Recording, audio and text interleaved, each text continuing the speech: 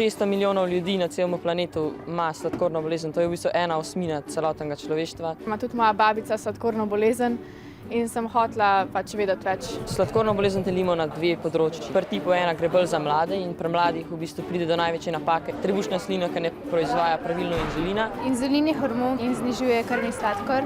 Sladkorna bolezen pa je v bistvu bolezen, ki onemogoči delovanje inzulina in pol ga ima še premalo. Imajo igelce in si jih zapičijo v prst in pol naprava jim zmeri količino sladkorja v krvi. Pol vidijo, če mora črpalka uravnavati nivo sladkorja v krvi. V bistvu moraš drugače prehranjevati, skozi meriti sladkor, moraš biti pazljiv. Da tip 1, ki je predvsem bolj očitni znaki, so takoj, če povem, recimo žeja. Ponoči greš tudi veliko na WC, slabo se počutiš, imaš lahko včasih vrtoglavico. 90% je tako sladkorne bolezni tipa 2. Večino lahko naredimo sami, da jo preprečimo. Telovadba, vse športi, da pijemo po 2 litra na dan. Najbolj zdrav jedilnik je mediteranski, to pomeni, da ješ 2-krat tedensko ribe.